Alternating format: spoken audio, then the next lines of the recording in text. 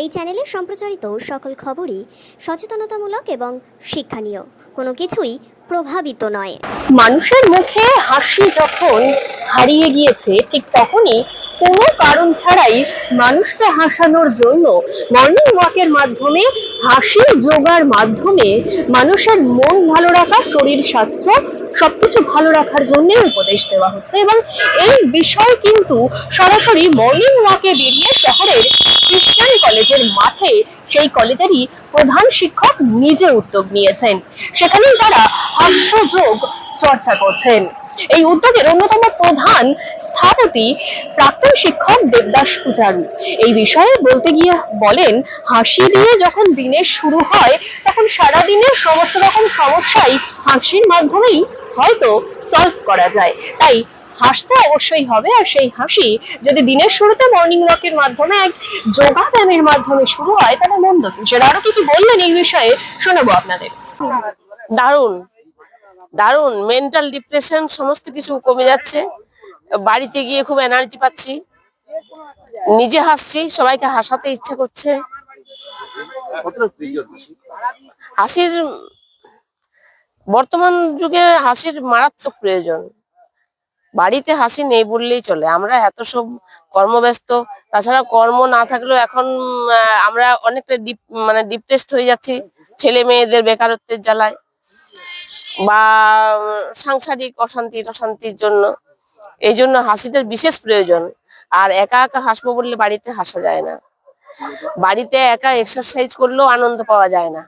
এই যে আমরা যৌথভাবে মিলিত হয়ে সকালে এসে হাসছি, একসাথে এক্সারসাইজ করছি, মনের কথা বলছি। ধরুন আমরা সবাই সব ডাক্তারের খোঁজ জানি না, কারোর থেকে একটু ডাক্তারের খোঁজ নিচ্ছি, কোনো একটু কোম্পানির খোঁজ নিচ্ছি, এই হেল্প গুলোও তো পাচ্ছি একসাথে থেকে। তাই আমাদের এই যৌথভাবে এই লাফিং ক্লাবটা আরো সমৃদ্ধ হয়, আমরা সেটা চাইছি। সবাইকে আমন্ত্রণ জানাচ্ছি। এবং এখানে খারাপ কিছু নেই আমাদের। আমার নাম সুষমা লাই। সুষমা লাই। শারীরিক উপকার তো খুবই হচ্ছে, সবচেয়ে ভালো হচ্ছে হার্ট হচ্ছে, এটা হার্টকে স্টিমুলেট করছে। এক্সারসাইজ হারমোনাইজিং উইথ লাফ, দারুণ এক্সারসাইজ, হার্টের পক্ষে খুবই উপকারী। এবং সবচেয়ে বড় কথা হচ্ছে, এই রকম একটা পলিউটেড অ্যাটমসফিয়ার সারা ভারতবর্ষ কেন সারা পৃথিবী জুড়ে চলছে, তার ভিতরে আমরা যে একটা ফর্ম অফ রিল্যাক্সেশনের মধ্যে যাচ্ছি, এটা খুবই স্যাটিসফাইং। এবং সমস্ত মানুষের কাছে এই বার্তাটা আমরা পৌঁছে দিতে চাই যে আপনারাও আসুন, আমাদের সাথে সমবেত হন। এবং এর একটা সুন্দর প্রোগ্রাম, এরকম একটা প্রোগ্রামে পার্টিসিপেট করলে আপনাদেরও ভালো লাগবে, শরীর স্বাস্থ্য ভালো হবে এবং মানসিকভাবেও আপনারা সুস্থ হবে। নিশ্চয়ই এরকম অবস্থায় বিভিন্ন রকম ভাবে অবস্থাটা এত খারাপের দিকে চলে যাচ্ছে দিনের পর দিন, যাতে সেই অবস্থাটাকে কিছুটা হলেও ভালো জায়গায় রেস্টোর করার জন্য আমাদের এইরকম একটা উদ্যোগ পূজারীবাবু নিয়েছেন। খুবই ভালো উদ্যোগ এবং সুন্দরভাবে আমরা সবাই এতজন মিলে পার্টিসিপেট করছি। আমরা সবাই এই ব্যাপারে সবাইকে আহ্বান জানাচ্ছি যে আপনারা আসুন, আমাদের এই ক্লাবে যোগদান করুন। সবাই হাসুন, সবাই হাসুন। হাসি এমন একটা জায়গা যে যত বেশি হাসবেন শরীরে রক্ত সঞ্চালন বাড়বে, মানসিক প্রফুল্লতা আসবে। এবং মানসিক প্রফুল্লতা থাকলে সমস্ত অঙ্গ প্রত্যঙ্গের মধ্যে একটা সক্রিয় ভাব এসে যায়। তাহলে হাসিটাকে প্রধান উপকরণ করে মূলত মানসিক স্বস্তিটা, সকালের দিনটা যদি শুরু করা যায় হাসি দিয়ে, তাহলে সারাদিন স্বস্তিতে থাকবে। এটাই মূলত আমাদের লক্ষ্য। বর্তমান সময় কি হাসি কমে যাচ্ছে? কিছুটা বলা যায় বই কি, যে হাসির পরিমাণটা মানুষের জীবনে এত মানসিক চাপ এসে গেছে বিভিন্ন রকম কর্মকাণ্ডে, এটা সামাজিক ক্ষেত্র, রাজনৈতিক ক্ষেত্র কি প্রশাসনিক ক্ষেত্র, সমস্ত দিক থেকে এমন একটা চাপের জায়গা তৈরি হয়েছে যে মানুষ সদা ব্যস্ত রুটি রোজগারের চিন্তায়। তাহলে সে সমস্ত জায়গা থেকে দাঁড়িয়ে পারিবারিক বিভিন্ন রকমের অসন্তোষ, এই জায়গাগুলো এমনভাবে মাথা চড়া দিয়ে উঠেছে যাতে করে মানুষের জীবনে যাতে একটা স্বস্তির ভাব থাকে, তার জন্য হাসিটা মুখ্য। হাসতে হ্যাঁ সবাই সিরিয়াস বলা হবে বলা হবে। আমরা সবাই প্রবীণেরা 60 হ্যাঁ, এমনকি 75-80 সবাই আছি। এই একটু সকালবেলায় হাস্যযোগ করি, এটাই লাফটার যোগা। আপনার নাম? আমার নাম দেবদাস পূজারু। এবং মানসিক উৎকর্ষ বৃদ্ধি, শুধু শারীরিক উৎকর্ষ বৃদ্ধির দ্বারা শরীর সুস্বাস্থ্য রক্ষা করা সম্ভব নয়, এই জন্য মানসিক উৎকর্ষ দরকার।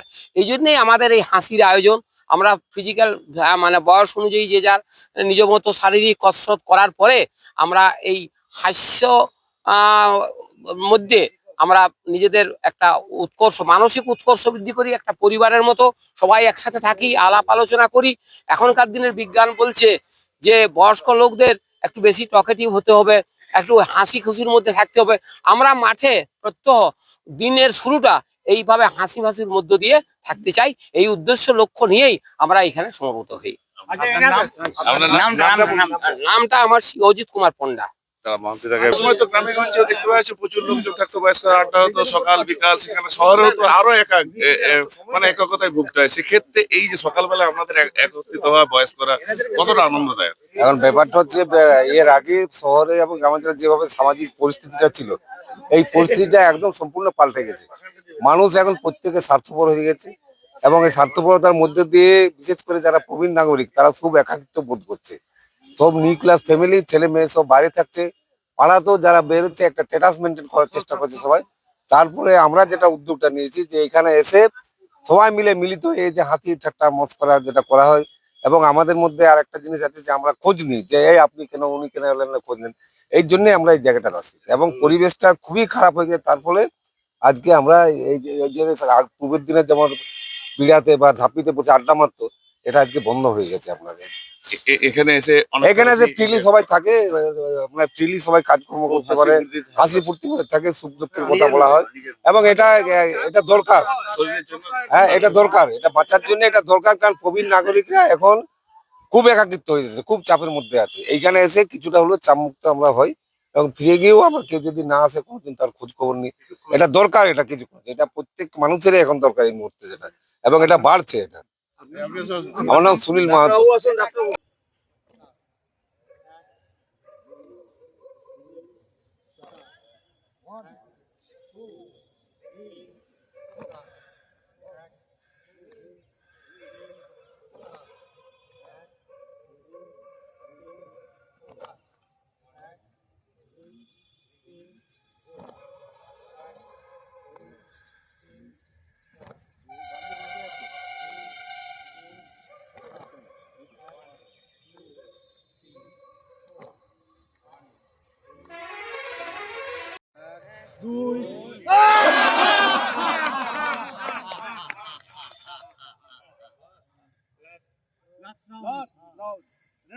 দম ধরে শ্বাস, 1 2